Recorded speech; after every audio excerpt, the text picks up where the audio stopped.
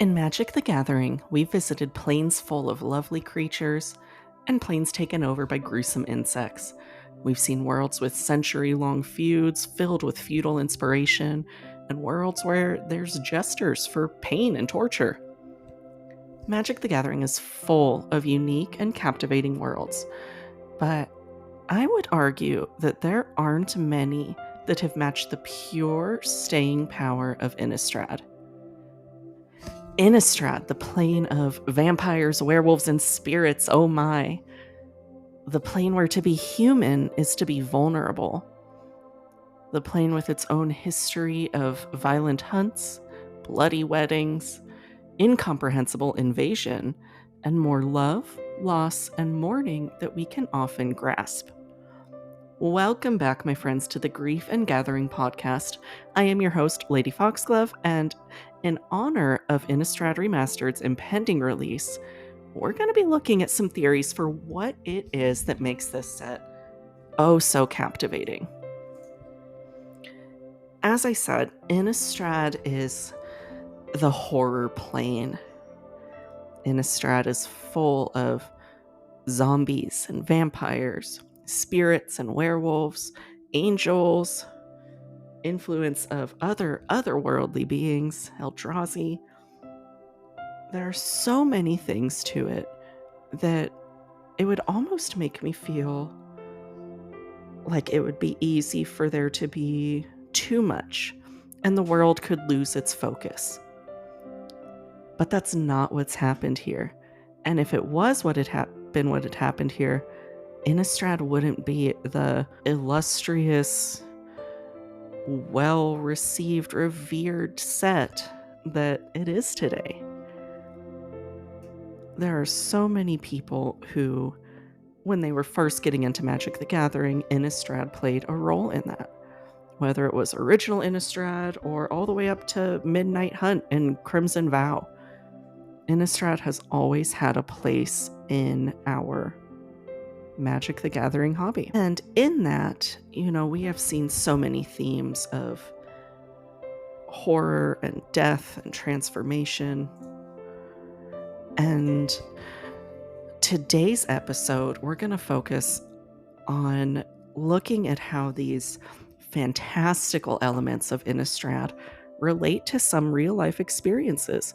This is a podcast that focuses so much on hard to talk about topics like grief and loss and death and trauma and some personal transformation that comes with it. So I am excited to dive into this, and maybe together we'll come out with a better understanding of what it is that makes this set so amazing. Before we get too deep into it, as always, I like to warn folks that we're still talking about some high intensity things here. We're talking about death and grief and loss. We're talking about trauma. We're talking about themes of resiliency, all kinds of topics that can be pretty charged. And so, as always, if you're not in a space to listen to those kinds of things, I understand completely. I encourage you to go check out all the other content related to Innistrad Remastered that's available for you, because there is so much. I also want to take a minute and thank Wizards of the Coast for making me an ambassador for the Innistrad Remastered series. As I said, if this isn't your cup of tea, go and see what all of the other amazing creators are doing, because there's something for everyone. Our creator team is probably just as vast and all-encompassing as what makes this set so wonderful. So it doesn't hurt my feelings if this isn't for you. I'm just glad you chose to spend a few minutes of your day here with me. But go ahead and go on out, see what else is out there. But for us, what is it that makes Innistrad so beloved and well-known? I think there's a few pieces, and there's, we could speculate on and on, right? But first I want to look at just the theme in general. It's this gothic horror theme, which, one, is very popular. Gothic horror is a very popular theme. That theme of vampires, werewolves, zombies. But what makes that so popular? Well, the origination, I don't think that's a word, the creation of this gothic horror theme was created to have a way to connect to universal human fears in a way that felt accessible and eased some of those concerns. Humans fear death, we fear the unknown, we fear the supernatural. Humans fear those big what if questions. And Gothic horror did something really interesting in that it found a way to play with that. It found a way to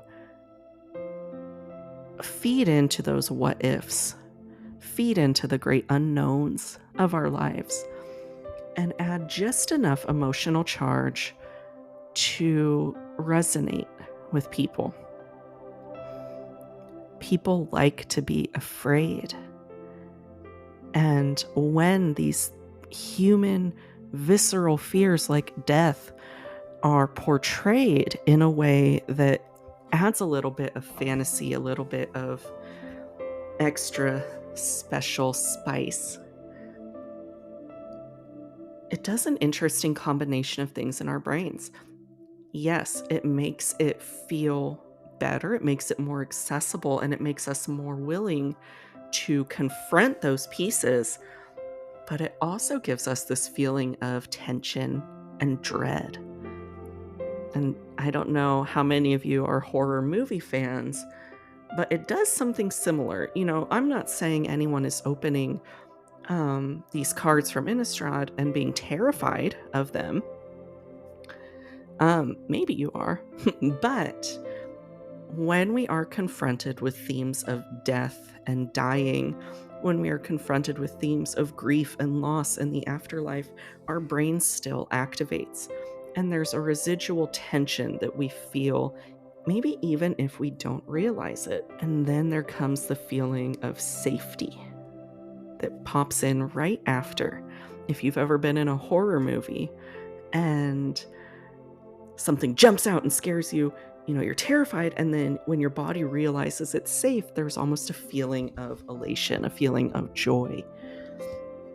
Obviously, that's not everyone's experience, but I bet most of you can kind of understand what I'm talking about here. But Gothic horror, like Innistrad, it's special because it's subtle. It's special because the themes it plays on are real, and it portrays very humanistic fears in a way that makes us not so afraid. And there is no better way to make something feel relatable and accessible than to cater to fear. So much of the human condition and of the human experience boils down to fear.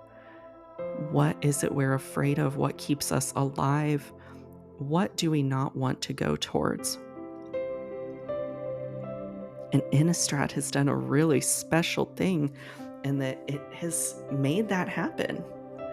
And it's made it accessible. And there's even quips of humor. It's not all darkness all the time. There's a card, Gisa's Bidding. It was recently downshifted to common, this set actually. So all of my Pauper fans out there, rejoice, because Gisa's Bidding is a very cool card that lets you make some zombies. And it was downshifted recently to common. But the flavor text on it, it says soft dirt makes for light work. As we know, Gisa is a necromancer. She brings back zombies. And so Innistrad, with its heavy themes that really tickle those human parts of our brain related to fear, it also knows how to have just the right amount of fun. And it knows how to toe that line between, let's keep this captivating, let's keep this scary, and let's have a little tongue-in-cheek moment. I think too, something that makes this set so special is just the visuals of it, the art, the flavor text, the card names. For me, my very first commander deck was Olivia Voldaren because, oh my gosh, I love the vampires. And I saw her original artwork and I fell in love. I fell in love with this gorgeous, red-headed vampire who commanded attention, whose feet didn't even touch the ground. Because why would she walk when she can float? And it was before I knew anything really about Magic the Gathering. I knew I liked vampires, and I knew the card was pretty.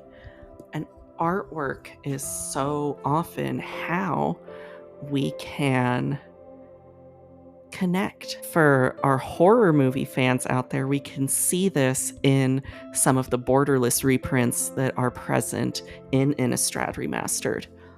We have creatures like Avacyn, Angel of Hope, and Grizzlebrand is making a comeback, and even my lovely Olivia Voldaren.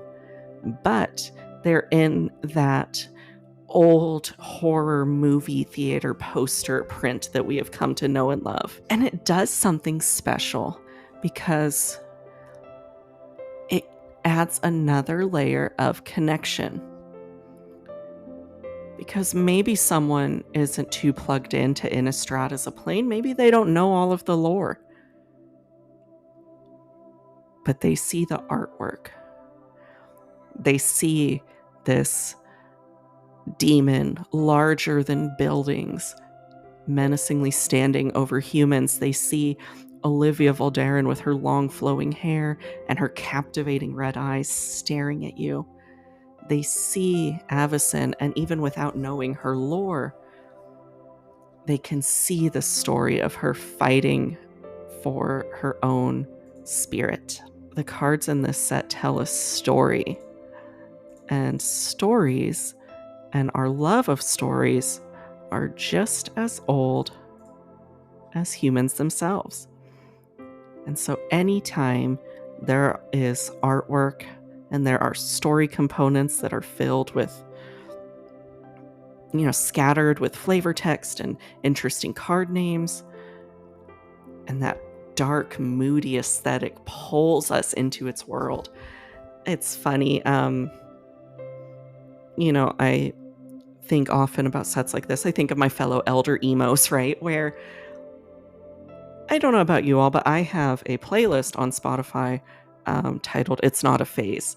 Or it wasn't a phase, and it's still my old kind of garbo emo music.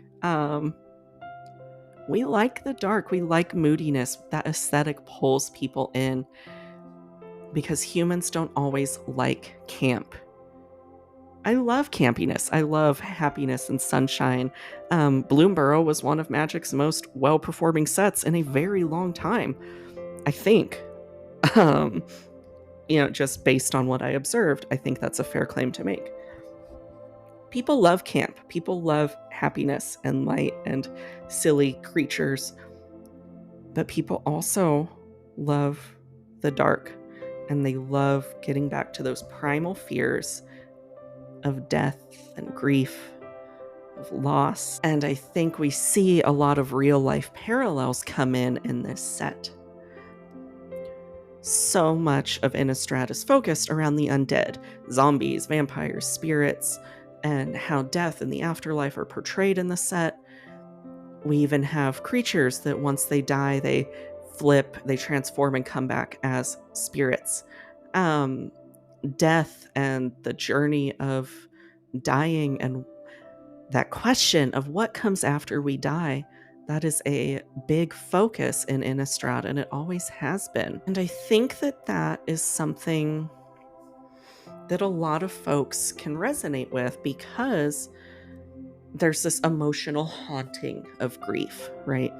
Grief can make the deceased feel like they're still with us. A lot of people have different beliefs, of course, about what happens after we die. But for so many people, myself included, I feel my special people with me. I feel them as spirits. I feel that they're not gone, that they've transformed, they've flipped to the back, if you will. Um, and I think that, for folks like me who have seen a lot of death in their lives, who have been around death and loss and grief and bereavement, there's something to be said for that. There's the magic of seeing what happens after you die, of creatures transforming into spirits.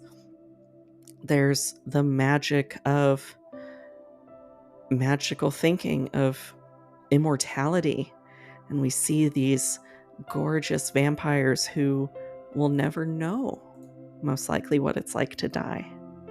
And it makes us think about how much we wish our people could still be there with us. And it's sad, of course, but if you want to make a set that connects with people, like I said, play on their fear and play on their hurt. Not in a way that's insensitive, but a way that makes them feel understood and feel seen. I have talked so much about how much I resonate with Liliana, and I know Liliana's not, a key part of well, she is and she isn't, but tangent aside, I've talked a lot about Liliana and how much I resonate with her in her dealings of death. And it's through the creation of those characters where we can say, that's me. This has been my experience. That's what makes this feel special. And it's not just death that does this. Innistrad is one of the biggest sets for those themes of like transformation or the duality. The old genius scientist and inner monster, looking at those two pieces of the human condition. And I just look at werewolves and vampires to a degree, but especially the werewolves of this set. I mean, one, I don't remember there being a whole lot of creatures or cards that transformed prior to Innistrad. There may have been some, I'm not a Magic the Gathering historian and I own that, but when I think of flipping cards, I think of the werewolves. I think of flipping between human and beast. And all of the things that entails. And the stories that come with that. I think that humans are always transforming. I don't think we have a front and a back. But especially after big life experiences, significant traumas, significant losses, significant events, people do experience a before and an after, or a shift in their identity. And a part of that is this struggle of, how do I reconcile with the parts of me that I've lost since my event? How do I look back at who I used to be and not miss them? How do I mourn who I was before this happened to me? And I think that's what makes characters like werewolves so alluring, because a lot of the werewolves, especially the ones, allied with folks like Arlen Cord, who have this duality, who have this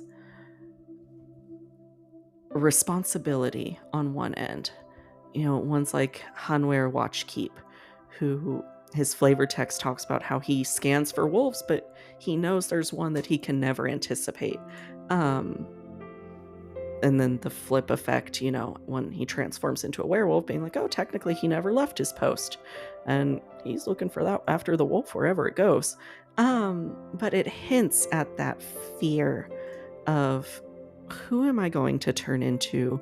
Who am I under the human? If something happened to me and I was faced with change and metamorphosis, who will I turn into? And will I be able to go back to who I was before? Those are the questions that so many people ask, and I think that those are pieces of what make factions like the werewolves and Innistrad so appealing. And yes, again, all of this is speculation. It could just be that people just really like werewolves. That's fine, but the purpose of this episode today is to let our minds wander and wonder, what if there is a little bit more going on? What if there are some underlying reasons that make this set so amazing, so successful, so revered? Because there's a lot of cool creatures in Magic the Gathering. So what is it that this set has done that has made it so interesting to folks? And that's what these are. They're my hypotheses. I can't confirm any of this. And you might disagree with me, and that's okay. I welcome disagreement. I welcome dialogue, and I welcome discussion. Moving on, let's move back to fear. Because the fear of the supernatural is a core element of Innistrad. And creatures like vampires and werewolves can symbolize humanity's deep-rooted fears of the unknown. We're not scared of, most of us in this world we live in aren't scared of monsters anymore, right? We're scared of those bigger topics. But what Innistrad does, and it's what this gothic horror theme really encompasses, is let's make those fears physical. Let's add a body to the existential fears that adult humans face. What if that fear of the dark, that fear of the unknown, what if it had a face and a body and snarling teeth? We know that fear and anxiety are struggles for many, often not knowing what's just out of our sight. And oftentimes, we see that it's irrational, but we can't shake the fear. And so Innistrad does this really interesting thing where they play with that a little bit. And again, not in a harmful way, but in a way of, okay, let's give it a name. Let's give it a face. And let's see how people fight it. In our next week's episode, we're going to be spending more time with Innistrad, focusing mostly on the humans and how humans exist in Innistrad, because it's a very different experience from other planes of Magic the Gathering. A very different experience. So that will be next week's topic for us. We are just about done for today. I wanted to do a couple of things before we go. One, I want to thank Wizards of the Coast again for allowing me to take part in this set's release by being an ambassador for the Innistrad Remastered set. It's very exciting. And I hope to be putting out so many fun different things because I do love this set so very much.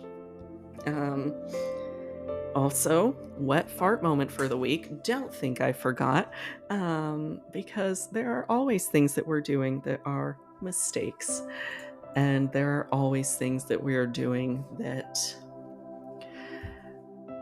were embarrassing at the time, but we look back and we laugh and we experience joy out of another very human condition, which is messing up. Mistakes are a human condition, and by commiserating, by laughing, by enjoying those mistakes, I think it brings us closer together. So, in the spirit of Innistrad Remastered, um, I wanted to share one of what a silly, no, it was a pretty silly moment. I love, you know, playing black cards. I love playing black decks. Um, and I've always loved the Gravecrawler shenanigans, right? Looping Gravecrawler with Phyrexian Altar and, some kind of drain effect. I've always enjoyed it.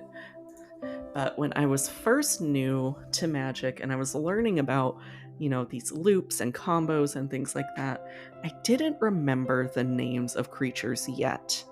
But I thought I remembered enough that I didn't always read what the card does. And so I, being my silly self, thought that I was putting Gravecrawler in my deck. But what I actually put in my deck was another zombie. It was Dungeon Crawler. I had Gravecrawler and Dungeon Crawler mixed up. And so I thought it was so cool. I had a Gravecrawler, I put it in my deck, and I played someone. It was one of my first pods I ever played, and I had my altar out, I had a drain effect out, and I threw down Dungeon Crawler and tried to propose a loop. And y'all, when I tell you that everyone looked at me like I was beyond crazy, and that's when I realized, it was not what I had thought and hoped that it was. Now I can laugh at it, but it was very embarrassing at the time. And some folks still make fun of me for it. I actually received a Dungeon Crawler for Christmas, I think last year it was. So yeah, never gonna live that one down, but I can look at it and I can laugh. As always, if you have silly moments of your game where you have made a mistake that was embarrassing at the time but humorous now, always feel free to share it with me. You can either send me a message and I will include it, or if you want, send me a little voice clip and I will edit you on in here and people can start to see that maybe it's not just me, Dr. Ivy Foxglove, who is bad at the game, and maybe other people make mistakes too. But this has been the Grief and Gathering podcast. Thank you all so much for spending some time listening, and I will be back next week, and we're going to spend some more time on Innistrad before we move on to Aetherdrift and all of the fun racing shenanigans that set has in store for us as well.